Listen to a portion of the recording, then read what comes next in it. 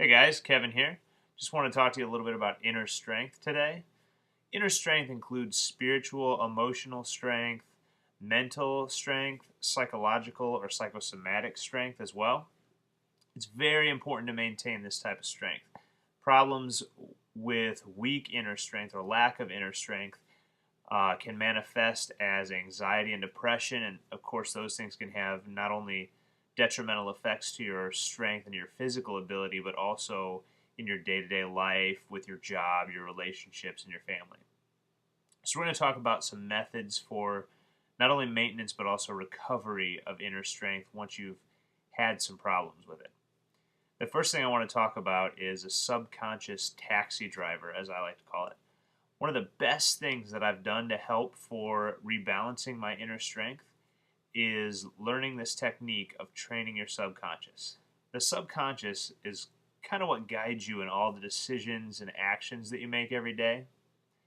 When we become anxious or depressed, our subconscious is full of negative thoughts, bad emotions, and by replacing these thoughts with positive ones, we can make a big difference in our mental state, become more productive, and stop procrastinating, have more energy, and begin to live better as the ultimate version of ourselves. To do this, we're going to utilize the last few moments before you fall asleep and the first few minutes right when you wake up. You know those groggy, kind of half awake moments when you're still laying in bed or you've already laid down? During this time, I want you to imagine all the things that you want to do, things you want to accomplish in your life, changes you want to make, and what it'll be like once you've accomplished these things.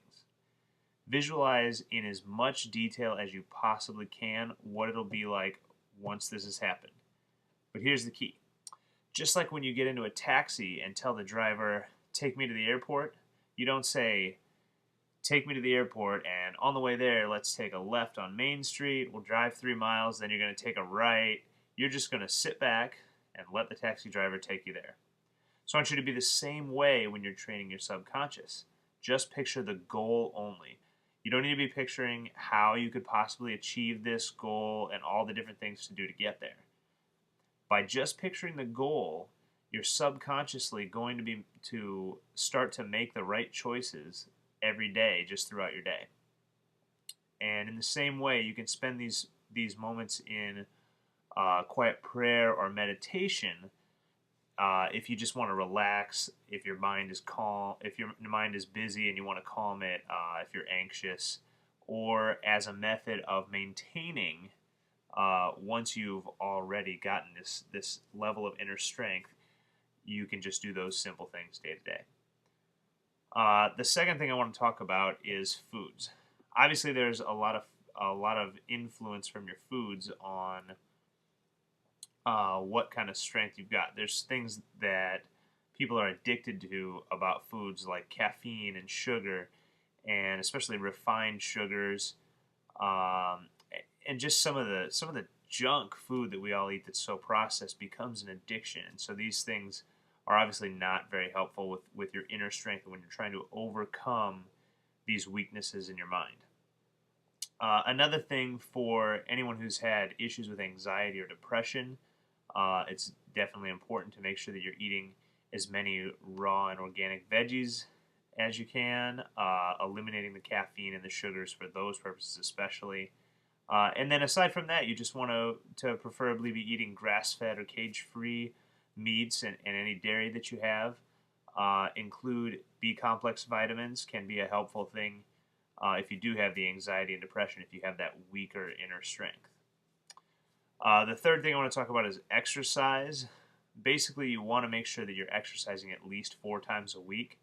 A combination of strength exercises, conditioning exercises, especially some of the endurance or sprinting type workouts that we've got on the website are a great way to make sure that you are building up some of the hormones that are necessary for a good balanced mind. Then also, one of the great things that I've done, and I include some of this stuff in the options on the website, is the mobility at energizers. I personally did a 30-day challenge for myself. Every single morning for 30 days, I did 17 of these exercises for the anabolic energizer list in order to help improve my inner strength, and just had an incredible experience with that. I did those 17 exercises, followed by some sprint training on a bike, and then also with a few minutes of meditation to kind of calm and relax my mind as well. So the next thing I want to talk about is breathing, and this kind of relates to some of the meditation and calming exercises that I've a little bit mentioned earlier in the video. Belly breathing is one of the main techniques that I found to use to really calm your mind and help to build that inner strength. To do this, you just want to lay on your back with both hands on your stomach, breathe in through just a slightly open mouth, and you want to breathe as deep and slow as you can, breathing and pushing against your hands on your belly, trying to expand your belly as far as possible. Then when you exhale, you want to empty your belly as much as possible, but exhale through your nose as you're doing this. This method of breathing is much healthier than chest breathing, and most of us breathe our chest a lot because we hold so much tension. Using this exercise will help you to breathe with your belly, which is more natural way of breathing just throughout your day when you're not even thinking about it. Very helpful with anxiety. Even if you have panic attacks, that won't even occur at the same time as your belly breathing. So, if you want to talk about an extreme version of what this can do to help you, just imagine how much helpful that could be if you're not even having the panic attacks, if you're just having a little stress throughout your day.